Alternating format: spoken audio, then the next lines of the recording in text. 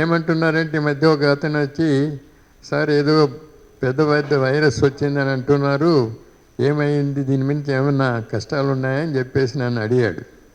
కష్టాలు ఏమి లేవు, మనోనిబ్బరంతో ఉండి ఎవరైనా ఏదైనా చెప్పినప్పుడు సక్రమంగా విని మీ బాడీని మీరు చూసుకొని మీ ఆహార పదార్థాలు మీరు చక్కగా వినియోగించుకొని ఇంట్లో ఉండేటువంటి ఫుడ్ స్టెప్స్ మీరు తీసుకుంటే చక్కగా నయమైపోతుంది.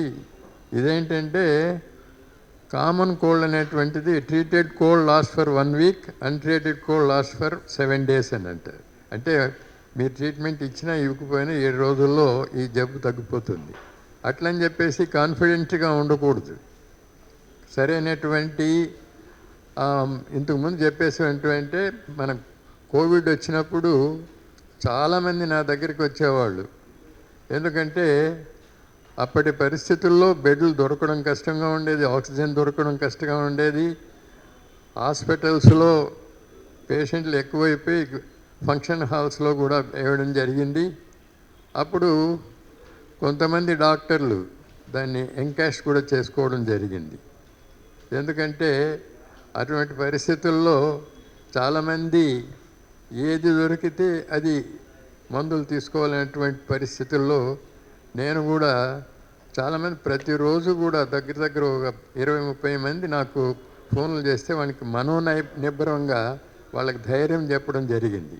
ఆ ధైర్యంతోనే, ఎందుకంటే భయంతోనే చాలామంది ఆ వ్యాధి నిరోధక శక్తి అనేటువంటిది భయంతో కూడా తగ్గిపోతుంది.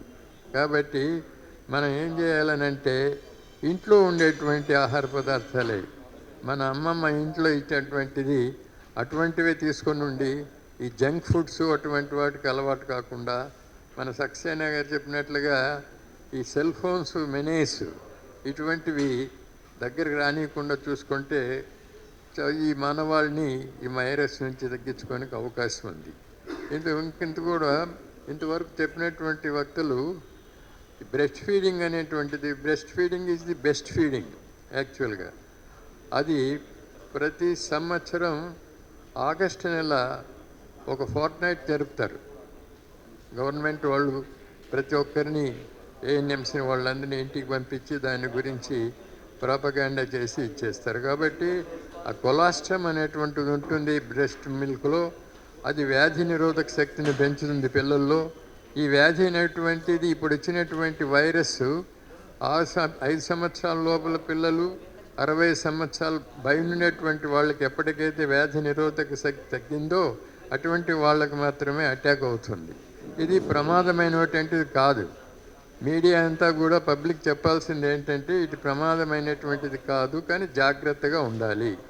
రెండోది ఏంటంటే మామూలుగా మనం ఈ డిస్టెన్స్ పాటించడం, మాస్క్ వేసుకోవడం, ఆహార పదార్థాలు వేడిగా ఉన్నప్పుడు తినడం, జంక్ ఫుడ్స్ అవన్నీ మానేసేయడం, దగ్గు జలుబు ఇవన్నీ వచ్చినప్పుడు మన ఇంట్లో ఉన్నాం కదా, స్టీమ్ ఇన్హలేషన్స్ అని, లేకపోతే విక్స్ వేపర్ వేడి నీళ్ళు వేసుకొని స్టీమ్ చేసుకోవడం, ఇటువంటివన్నీ. అప్పుడు చాలామంది ఇంట్లో ఉండే పదార్థాలని ఉపయోగించి చాలామంది వ్యాధి నిరోధక శక్తిని పెంపొందించుకొని ఆ జబ్బు నుంచి బయటపడ్డారు. నాకు కూడా 2 సార్లు వచ్చింది కోవిడ్ అప్పుడు. అయినా మనోధైర్యంతో ఏమి కాదులే అనేటువంటిది అదొక్కటిను, ఇంట్లో ఉండేటువంటి ఆహార పదార్థాలను ఎక్కువగా ఉపయోగించుకున్నాను. కాక్టైల్ అనేటువంటిది ఇంజక్షన్ వేసుకోవాలని చెప్పేసి అన్నారు.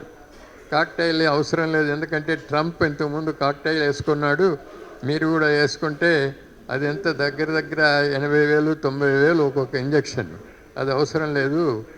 ఈ బయోమెడికల్ ప్రోడక్ట్స్ అట్లనే గాబా ప్రోడక్ట్స్ కూడా మేము తీసుకున్నాము. మా ఇంటి పక్కన ఉండేటువంటి వాళ్ళకి, అట్లనే అపార్ట్మెంట్లో ఉండే వాళ్ళందరికీ చాలామందికి హాస్పిటల్కి వెళ్లకుండా ఇంట్లోనే వైద్యం చేయడం జరిగింది. చాలామంది కోలుకున్నారు.